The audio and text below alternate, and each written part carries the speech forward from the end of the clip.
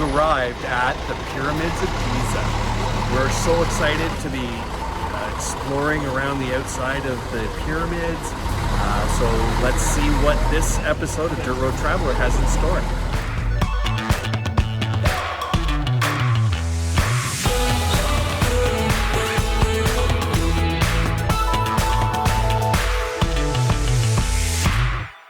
So if you guys are anything like me, you've looked at history books and seen all sorts of amazing things.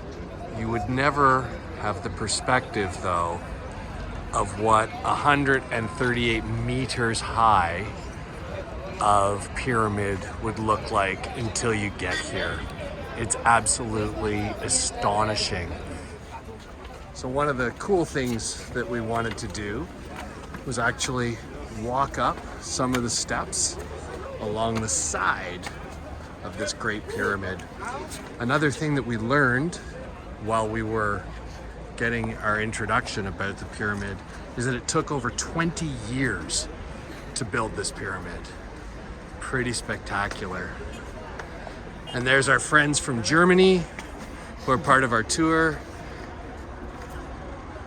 It's awesome. There's a lot going on, but I have to tell you that going up, oh, somebody's in and out of their frame here. Going up and walking up the side of one of the Great Pyramids, that was pretty darn cool. So we're gonna take a walk around. We're gonna look at the Pyramids of the Three Wives. They're mostly remnants now, but we'll see what we have around that corner. And right now it's still a mystery. Talk to you shortly. Pro tip, if you're coming to the Pyramids of Giza, this is the type of terrain you're going to be walking on. So a steady, sturdy shoe would be highly advised. So just keep that in mind when you're packing. It's tough to pack for a trip like this, but really you have to make sure that your footwear is appropriate. There's a dog for every occasion. And these are the Pyramids of the Three Wives. They're ruins, but still, they're here. So this is where they park the camels and the horses and more camels and more camels. Another cool angle of the pyramid.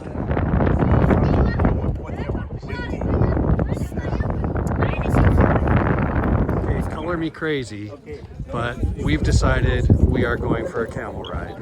So this should be an absolute blast. And we're doing it at the bottom of one pyramid. Two pyramids. So we're up, and look at that. There's a pyramid right behind us. And Cindy on a camel, and me on a camel. I'm on a camel. There's our friends behind us. I'm not sure, I can't see who it is, but we're moving along. Okay, so when you are used to having a really quality suspension in your vehicle, this is kind of rough. But check out behind me. Two pyramids all lined up. So worth the camel ride. So if we move from the left-hand side of the screen across, we can see two small pyramids, a large pyramid with a small pyramid in front of it, the next two large pyramids, and off on the side, just to the right of that last large pyramid, is three small pyramids. So 9 pyramids all in one shot. Amazing. Unbelievable. So we've seen all 9 pyramids, and now we're going into the mummification temple, which is kind of cool. Basically where they took out the brains, the organs other than the heart, for all intents and purposes, cured the bodies, wrapped them, and put them into their coffins. And then after that, we're gonna go see the Sphinx. So here we go. So this is the entrance into the mummification chamber. Wow. Each of these little depressed areas was where statues of the king would be, presumably while the process was underway. And look at these blocks of granite all the way around. The floor itself is alabaster, and these pillars each weigh in the neighborhood of 80 tons. So, a little bit of a personal story about the Sphinx. Back when I was in like the second grade, we did a little thing about Egypt and stuff like that. So that was 51 years ago. And I said back then that someday I wanted to go to Egypt and see the Great Sphinx. And there it is in front of the largest pyramid of the Pyramids of Giza. So this is like a really cool moment for me. Okay, so Sphinx seen, 9 pyramids seen, ride the camel seen, and now we're going back to the bus through this dusty old parking lot, and we're heading off to lunch somewhere in the Giza area before we head up to Alexandria. The ride to Alexandria, we're told, is between 3.5 and 4 hours from lunch. So we're looking forward to resting and getting to Alexandria. And this is our driver, and believe it or not, we have our own security bodyguard for this trip. So that's pretty cool. So when was the last time you got a straw like this? I think I was 7 years old.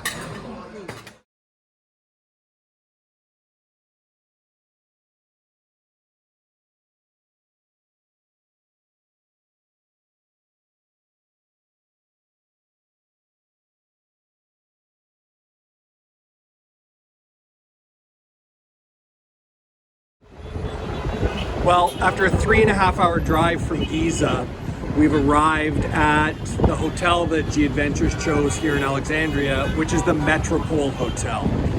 We're standing on our balcony overlooking, as you see dead center on the screen, is the Mediterranean Sea. We have typical Egyptian traffic and everything around us. Center screen now is the tram station, so that's pretty cool. And we have a great shopping district here. We're going to have time tomorrow and this evening to get out and have a look around and shop. Tomorrow we're going to the new library and have a couple other things planned. This is probably getting loud on you, so I'm gonna just say goodbye for now, and hope you're enjoying the video. Actually, you know what? Why don't I ask you now? If you're enjoying the video, give us that thumbs up and think about subscribing and clicking for notifications. We'd love to have you learn more about what we're doing here in Egypt and other adventures that we do with the Team Dirt Road Traveler. Okay, talk to you soon. So, Cindy and I are having our dinner on the rooftop restaurant here at the Metropol. And it's a little chilly tonight, probably about 18 degrees Celsius. It's windy, the wind is coming, sort of swirling around from the Mediterranean. So they've actually put 2 propane heaters, one on either side of us to keep us warm. But Cindy's gonna be okay with me getting up and just showing you the view that we have for our dinner this evening up here on the rooftop, out to the Mediterranean, and along sort of the south shore of the Mediterranean, or the northern edge of Egypt, Alexandria along. And you can see the city skyline off in the distance. So if you're ever coming to Alexandria, I highly, highly recommend the Metropol Hotel. It's unbelievably nice. Okay, so Cindy and I weren't all that hungry, so we decided we'll order just a little appetizer, a little Greek appetizer, and a little other appetizer, and just some cheese. So out comes this monstrosity pile of food. Yeah, good luck to us. It's gonna be good. And I promise you, I'm not gonna show you Cindy eating today, because although this looks amazing, it's dark, it's late, and we're just want to eat. So talk to you tomorrow. Good morning from Alexandria on the southern shore of the Mediterranean. Right now, local time, it's just before 8 a.m. and it's still very quiet to Alexandria standards, but it rained last night. Anyways, we hope you enjoy our visit to the Alexandria Library and to the Citadel in this part of this Dirt Road Traveler adventure. Objects. So that's our third stop. So we might finish the tour today in the afternoon around 1 or 1:30, and then we'll take some of you guys to the hotel. Enjoy your free time in the afternoon, and some of you guys will go to the Citadel to see the original location of the old lighthouse. So these street trams are like 80 years old. Not railways. So Egypt was an English colony. So we've just arrived at the Catacombs here in Alexandria. One of the things that I have found extremely interesting about our tour with G Adventures is not only have they given us an armed security guard, but we actually been getting a police escort into a number of the areas. So feeling safe is pretty good. Being concerned a little bit that we need this is kind of also a little odd, but the experience itself has been phenomenal. Off to the catacombs. So when you get into the original entrance to the catacombs, there's a series of ancient crypts already outside and some other ruins from the area, including this poor headless Sphinx. So we're going down into the catacomb, and all apologies, I forgot to ask how many steps it is. So I'm gonna ask how many steps it is, and if I find out, the number will appear on the screen.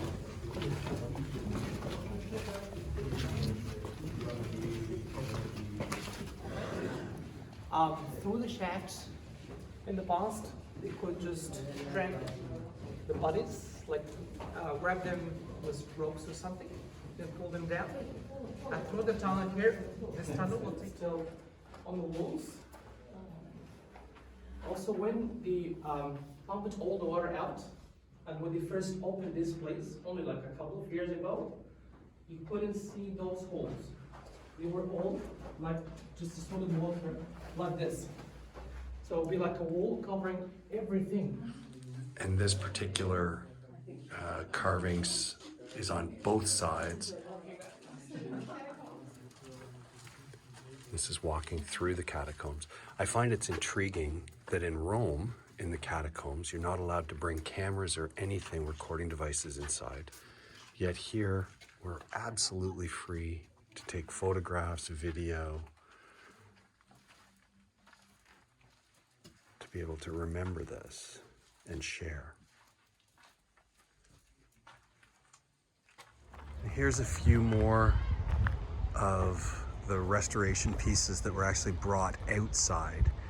And you can see the detail here in both the top section and inside the actual tomb itself. And just a little capture of sort of when centuries collide.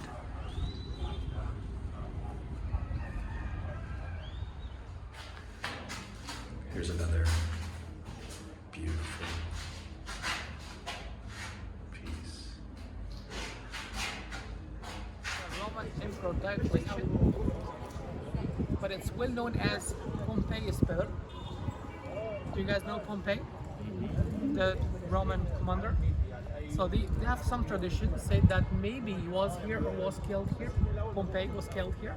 Maybe they used to keep his body somewhere. There's something intriguing again about seeing ruins that are 1700 years old with today's Egypt directly behind them. I have to say, I didn't really expect Egypt to be so Middle Eastern, third world-ish. But yeah, it's just hitting me that way. And I honestly never get enough of watching laundry on balconies. So now we're walking down to the library, and it's a pretty cool spot. Let's see what we find when we get there. So this is the end of the sanctuary, and this beautiful statue is here. I'm not sure whether it was originally here, but it's here now. So this is the library, and you can see how the shelving's on the sides. Apparently when this area was dug out and found, there was actually one papyrus writing had been found, but it's not here anymore. Actually, it's kept in the Museum of Civilization in Vienna. So our visit to Pompeii's Pillar and the entire site has been really incredible. And as we're finishing our walking through, there's this one last relic with the hieroglyphics on it. One of the things we were told is a lot of areas where there's Egyptian hieroglyphics, the hieroglyphics have been damaged because when the Romans and the Greek came through, they were trying to eliminate as much memory of the Egyptian culture as they could. And another thing that we were told, which I found interesting, is every one of the sphinxes that we see, those even in the best of conditions, all have their noses missing. And the reason why their noses are missing is the gods that they are there to protect and move to the next world can't breathe if their nose is gone. And that's why the noses were chiseled off. We're off to the library next. Hope you enjoyed our visit to Pompeii's Pillar. So we've arrived at the Alexandria Museum, and the facade of the building is letters from all sorts of different languages and dialects. What a wonderful way to welcome us to the largest library in all of Egypt. The ancient Egyptian architecture and the modern architecture. As you can see here, the pyramid shapes at the rooftop and both of the pyramids on both of the sides. And at the entrance, there are 4 pillars. You can take a closer look through the lake. It's a bit sunny, but you can see them. These 4 pillars take the shape of the lotus flower to symbolize the ancient Egyptian civilization. Right now, we're going to be talking about the specialized libraries. We're going to begin with the 4th basement floor, B4. So it's considered to be the biggest Knox library in the Middle East. So we just finished a guided tour of the library. Now we're going to try to get some images to give you a sense of how large it is from down here. There's many floors.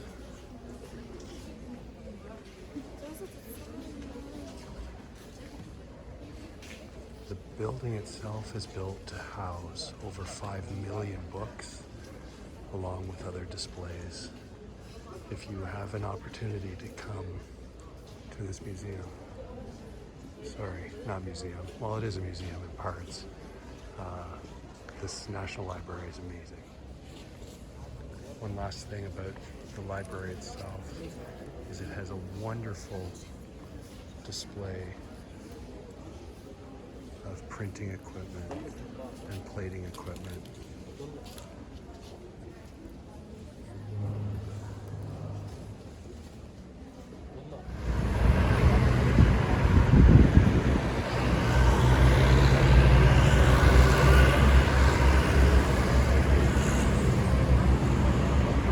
So we've now arrived at the Citadel, and we just learned a little something. The Muslim calendar, this was built in 1882, but in our calendar, 1477. So, you know, it's around 535, 55 years old, and we're heading in. So it shows, just talks about the fact that there are multiple fences around the fort. We talked about the fact that, you know, let the bad guys in the first, and then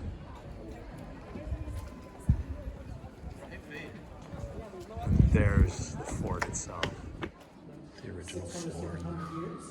The style of the mosque is to be like that, like an open area in the middle, or a middle part surrounded by 4 parts, like a cross shape, right? So each one is like a plot for students, for people to learn something about Islam, like the 4 main principles of Islam. So they would, you see like imams, you guys know that? And this is our Citadel bathroom. Of course, we were, so this is one of the 2 bathrooms at the entrance of the first floor of the Citadel.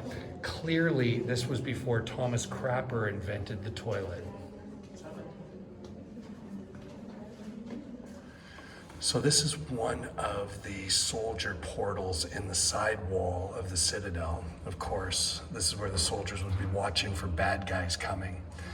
And through this one, which is really awesome, is you see the fishing harbor of Alexandria.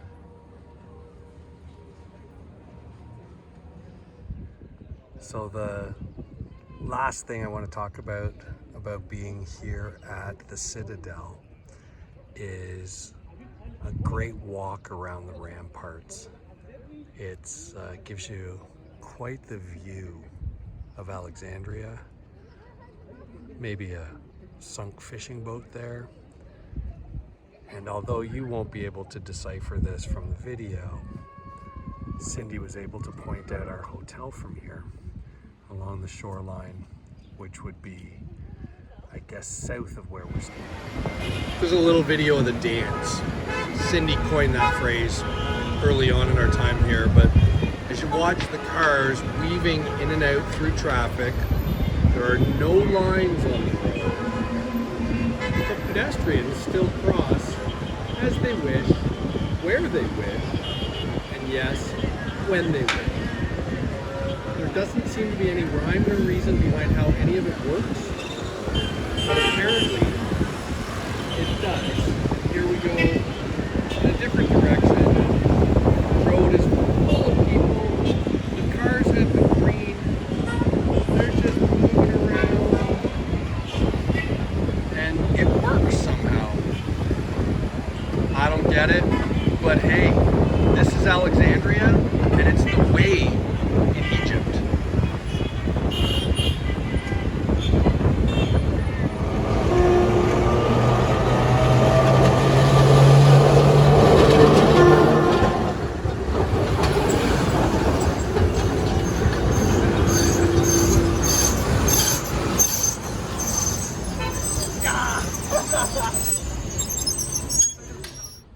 Okay, one of the other cool things about this hotel is it's got an old school elevator. So we're gonna hop in.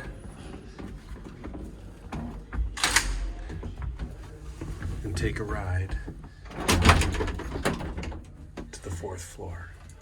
I don't know if you can really appreciate the beauty inside this wood cabin, but it's absolutely stunning and beautiful workmanship.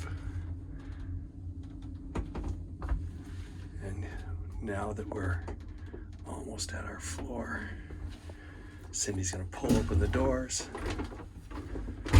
and push open the steel door. Figure out how to do it. Oh. And there she goes. And that's it.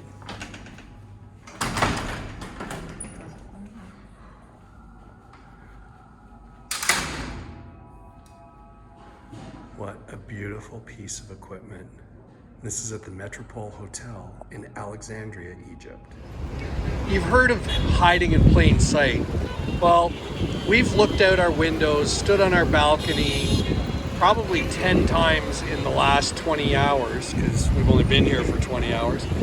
And up until this moment, we didn't realize there was this absolutely stunning mosaic mural staring right up at us. Not sure what the story is, but it's on the back end of the tram station where we just shot that video of the tram coming in. By the way, we're told that some of the tram cars are like 60 plus years old. Unbelievable system, and the fact that they're actually keeping things working for as long as they are. Alexandria, Egypt. Man, it's the gift that keeps giving. So, nighttime appears that traffic doesn't necessarily need to have lights while they're driving, but they do flick their lights to let everybody know that they're passing. More of the nighttime activity. It's so much more active in the evening than it is during the day.